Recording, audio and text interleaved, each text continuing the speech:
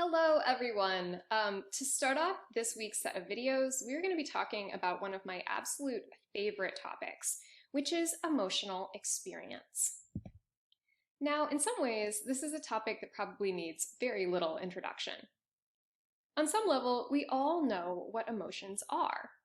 For instance, if you look at this woman, you'd be able to quickly identify that she is experiencing a moment of joy.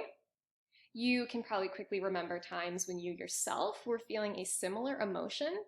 You might be able to infer some of the situations that could have led to this woman's enjoyment and satisfaction.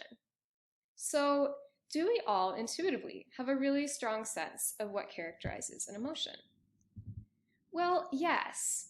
But when you look at the actual science and theory behind emotion, the story gets a little bit more complicated. There actually are some areas of controversy and disagreement. Now, for most of you, when you think about an emotional experience, you're probably imagining something kind of like the inside-out model of emotions. This might imply, I'm sure many of you have seen this movie, for those of you who don't, in this movie, you get to go inside someone's kind of psychological experience of emotion and see that inside the protagonist's brain, there are different characters, different sort of centers or nodes that are responsible for each of the primary types of emotion that she feels as she goes throughout her life. There is a part of her brain that is responsible for her happiness, and there's a part of her brain that is responsible for her fear, part of her brain responsible for her anguish, for her anger, for her disgust. And so these layers of her emotional experience are quite separate. At the same time, there's not really much intermediate activity between experiencing some kind of emotional producing situation and having that fully fledged emotional experience triggered, right? A sadness inducing situation immediately causes the sadness part of her brain to go into a full blown meltdown. Now, this is what we would call an example of a basic emotions theory. And as it happens, some basic emotions theorists were responsible for acting as scientific consultants when making Inside Out. And this is a theory that's basically assuming that emotions are like a reflex. They are very evolutionarily deep, they are very biologically primitive, and once an emotion is triggered, it happens kind of reflexively. There's not a lot you can do to control it. We are actually going to be focusing on a theory today that takes a slightly different approach. We're going to be focusing on the appraisal framework of emotions. And here, instead of seeing them as so biologically basic, instead of seeing them as so reflexive or automatic, we're going to see emotions as involving a little bit more of a process of interpretation. So, what this means is there is not always a direct link between a situation and the emotion that you feel.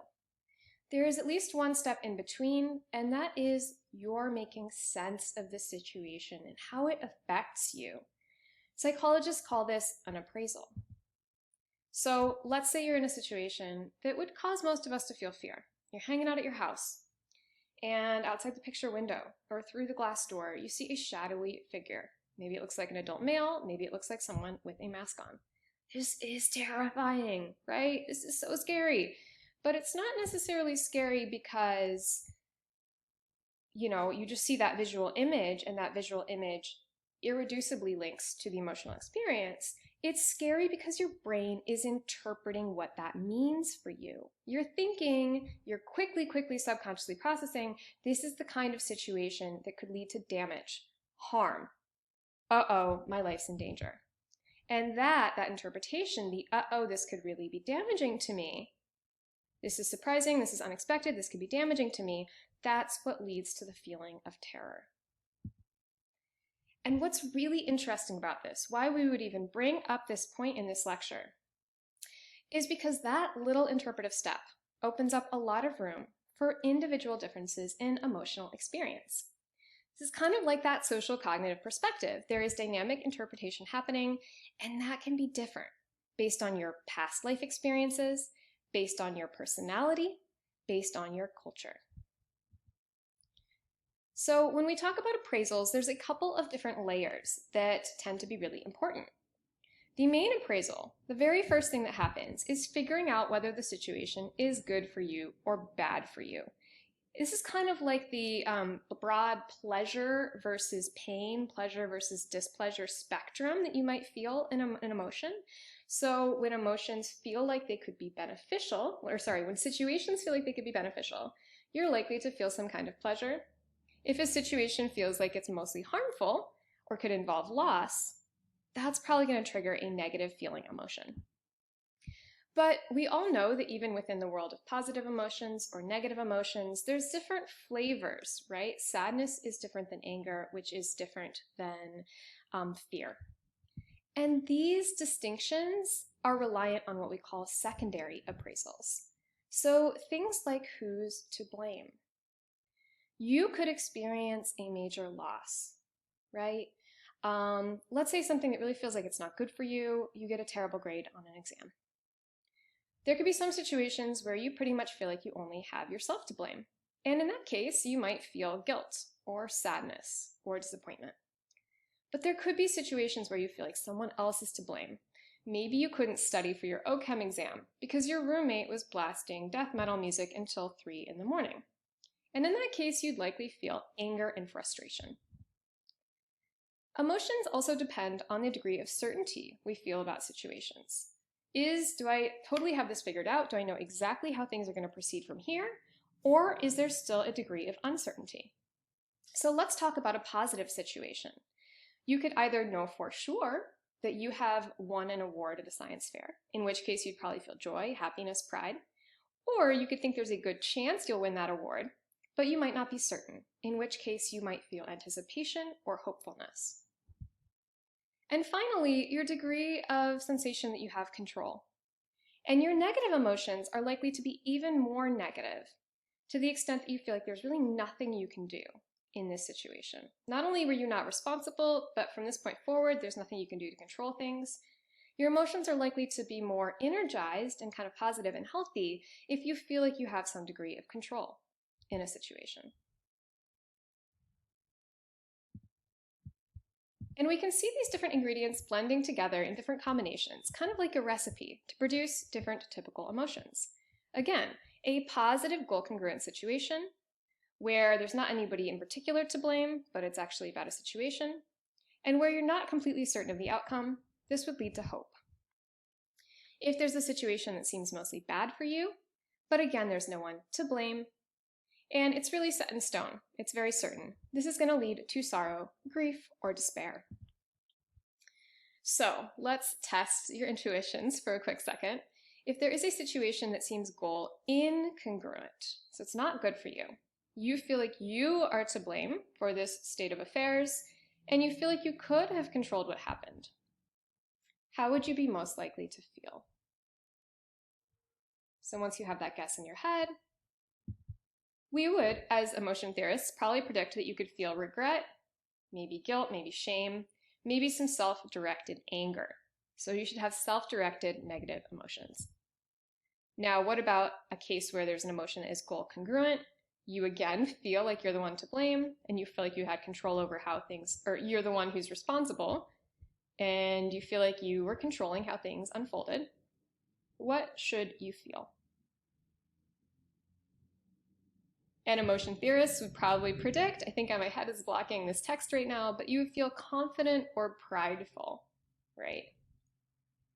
So this is appraisal theory in a nutshell. We have all of these layers of interpretations we can make about different situations. They combine together like the ingredients in a recipe to create particular categories of an emotional experience. And so why does this matter? Well, we've already touched on this just a teensy bit. This implies that we can't always predict a person's emotional state just from knowing the situation they're in. We also have to know how they interpret their situation. Two students who both get a failing grade on an exam could walk away thinking about it very differently and feeling very differently, depending on who they think is to blame, right? Depending on whether they think they can control how things will go in the future. This also implies, and we'll be getting into this in the next video, that we have at least a tiny bit of control over our feelings. Because while our initial appraisals might be pretty automatic, you can come in and adjust those interpretations. You can reappraise and walk away with a different feeling about the situations you encounter. So the next thing we're going to talk about just really quickly is whether or not emotions are good for us. We all have them. They're basic, they're evolved, right? But you could think about lines of argumentation that would say that experiencing passionate emotions is actually a really destructive thing. You see this, for instance, in Star Trek, where Spock, who is half Vulcan, comes from this species where they do not experience strong passions. In fact, they bully and mock Spock because he is half human, and so he does experience some of these impulses and feelings. And from the Vulcan perspective, this is leading him to be less logical, less rational, less capable of making good decisions or acting in a self-controlled way. So do you agree with this? Do you think we would all be better off if we didn't have such strong, passionate feelings? So before we dive into the answer to this question, I want you to think about the last time you felt a strong emotion. Pause this video, maybe take 30 seconds, a minute to write down some thoughts. How did this strong emotion help you deal with this situation, if any? Did it help you to come to a solution? In what ways might this emotion have been disruptive, unwanted, or unhelpful? Again, take 30 seconds to a minute to just think about the answers to these questions. So the best evidence that we have available as psychologists is that emotions actually are really, really, really important in helping us to adapt to everyday situations, really important in helping us take actions that are good for our survival. So I'm not going to embed this video because I think it would get me flagged on YouTube for stealing intellectual property, but right now I'd like you to go and watch the Antonio Damasio interview that I have linked on Moodle, all right? See you in a couple of minutes.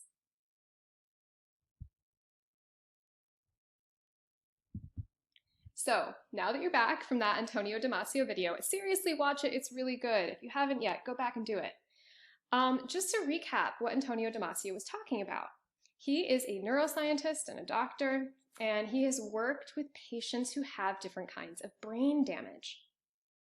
In particular, he started seeing this syndrome of people who had some kind of lesion. Let's say they had a tumor that caused damage and it had to be extracted, right? Let's say they have a lesion for another reason.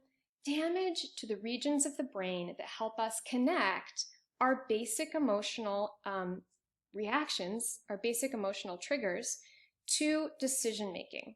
And that's parts of the brain like the ventromedial prefrontal cortex. So it's in these prefrontal executive centers. It's like right down there. It is not itself an emotion center, but it is connected to the emotion centers. So when you have impairment in your ability to take information from your amygdala and your hippocampus and these limbic system areas, when you cannot connect that to your more thoughtful decision making, people end up really screwed up in terms of how they approach everyday life.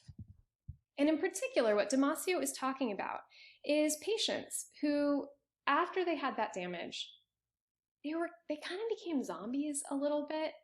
They could not take quick, decisive action. They would linger for 30 minutes, an hour, over a decision that might take you or I 30 seconds. If you ask me what I want for lunch, I might think about the 5 things I have in my fridge. They might include mac and cheese, cold pizza, salad. I think about a salad. I have a little bit of pleasure because I think about how healthy that would be, but then I think about a pizza and I have even more pleasure because I think about how delicious and comforting that would be. And that more pleasure that's associated with the pizza allows me to make a very quick decision. All right, I'm going to pop that in the microwave. These people can't take their immediate affective reactions and connect them to their decisions. So what do? They start weighing pros and cons. That might seem like a great way to make decisions, but they get stuck in it. They can never end the process. All right, so salad would be healthier. I think that has about blah, blah, blah calories and blah, blah, blah nutrients, but also pizza, I have a lot of it and I think I need to use it up. And I can't decide. right? So what does this suggest? It suggests that for typical people, neurotypical people like you or I, it is the emotional resonance of a decision that helps us to actually decide on something and act on it. Without that emotions, we're left paralyzed by indecision. So let's talk a little more specifically about how specific kinds of emotions are linked to specific kinds of behaviors and situations.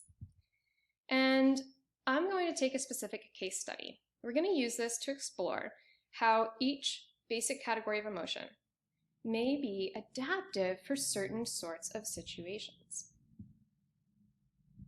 We're going to go all the way back to Charles Darwin, the, Mac Daddy of evolutionary theorists. And, he was also really interested in emotion. He talked about disgust as maybe originally having evolved in non-human mammals as a response to eating something toxic or unpleasant. So you think about a food that's really not good for you. Maybe it has a lot of alkaloids, it's really bitter, it's poisonous. You get a bit of that in your mouth, it tastes terrible, you stick your tongue out, you eject it physically, and it helps you prevent yourself from getting poisoned. We see this in humans really, really, really early. I'm going to show you two extremely cute examples.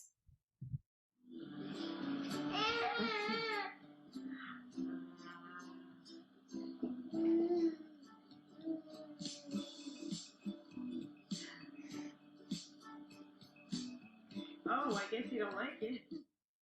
All right, so babies do this. Babies do this not just when they're encountering foods that are bitter or could potentially be toxic. They encounter it just even with foods that are unfamiliar. They have that canonical disgust reaction. You see them actually physically often pushing their tongues out, which ejects food. All right, one more example. Ah.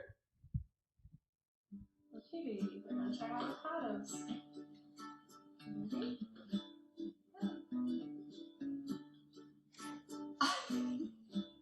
Watch for it. And there it goes. So in that case, we actually see that set of motions with the mouth is successful in accomplishing the goal of ejecting the little mashed up bit of avocado from that baby's mouth. And of course, this is not unique to babies. These behaviors don't go away. So you can see how what we're seeing with the little kids translates to the adult disgust expression. You've got maybe the tongue gets sticking out. You've got the wrinkled up face, right? Maybe even, again, maybe that tongue sticking out. Well, it turns out that it's not just about food and toxins. Disgust may more broadly help us avoid diseases. So you think about the common categories of things that can trigger a really strong disgust response. They include stuff like rotten food, pests and parasites that themselves might be carriers of disease and bacteria. That's probably really unpleasant. I'll make it go away in just a second. And importantly, we feel disgust when we see signals that somebody else might be sick. So think about how it feels when you sit down on an airplane, pre-COVID times, and someone sits next to you and they're coughing, they're wheezing, or their nose is running. It's not just unpleasant and irritating, it's profoundly disgusting, right? So here's where things get interesting. Darwin's idea, and evolutionary theorists' idea in general, is that nature likes to be parsimonious. Nature likes to be efficient. And so when it can, it will take older evolutionary adaptations and repurpose them for new classes of situations.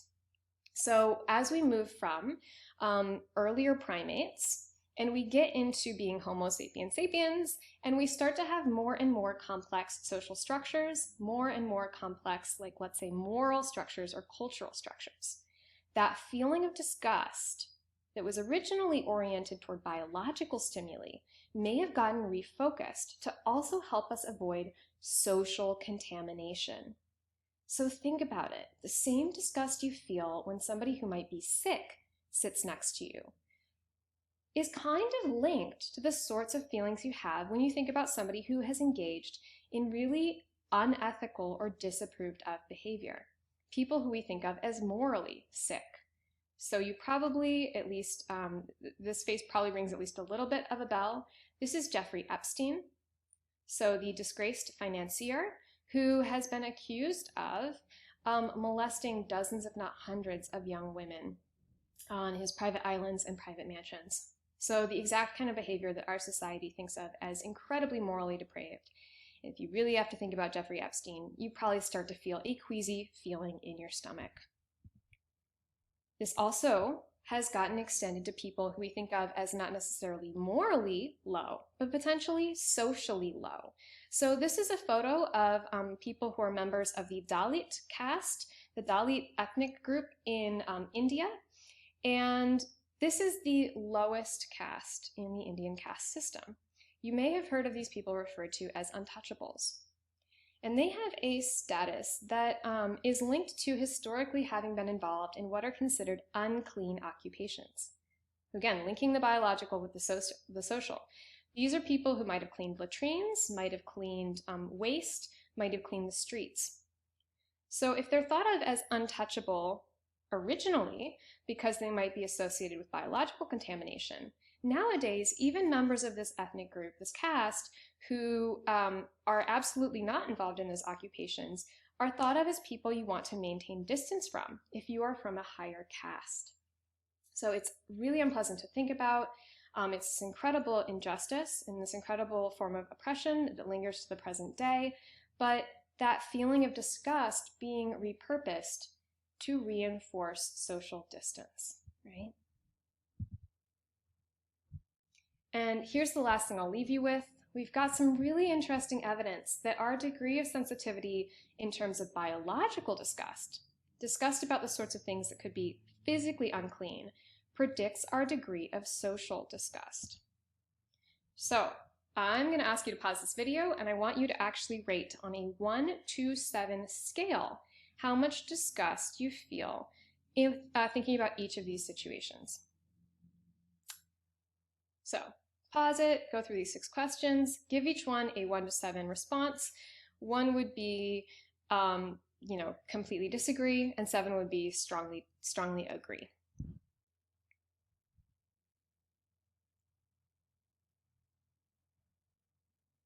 So now that you're finished up, I would like you to think about the patterns of responses you gave.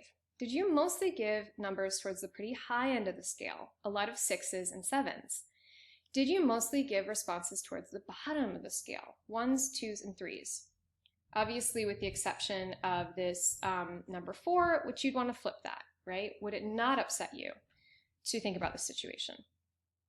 Now I want you to think about where you fall in terms of the political spectrum. And my head's covering it up, but we have a little donkey and we have a little elephant here. It turns out that individual differences on this disgust scale have a medium correlation with people's political orientation. Quickly in your own head, predict. Do you think that people who are more easily disgusted by physical stuff are more likely to be liberal or more likely to be conservative? I'll be curious to hear what predictions you made when we come back together for class. It turns out that empirically, the more disgust people feel at these sorts of situations, the more likely they are to be politically conservative and identify as a Republican. And some of the theories that have been used to explain this are that Republicans are often more interested in a very stable hierarchical social structure and having certain behaviors be more clearly off limits. For instance, different kinds of sexual behavior or drug use or how people dress or modify their bodies. So if you're really easily made queasy and nauseated, it might be harder for you to feel fully accepting of the full range of different behaviors other people might engage in. You may want a little bit more distance from social groups that feel unfamiliar or feel like they should be towards the bottom of a social hierarchy. So that's the link. All right. This applies to lots of different emotions, not just disgust. So disgust is about avoiding contamination, at least in theory. Anger, for instance, might be about overcoming obstacles or people who are preventing you from doing what you want to do. Sadness might be about situations where you have to grieve something you've lost. Joy might be about recognizing that there are opportunities in a situation, becoming very exploratory, becoming very open, and really trying to gain new resources or discover new potential avenues. So it's not just about disgust. Emotions in general seem to have these very functional relationships to helping us deal with different categories of common situations. I'll leave you with that, and I'll see you in our second video for the week. Bye, folks.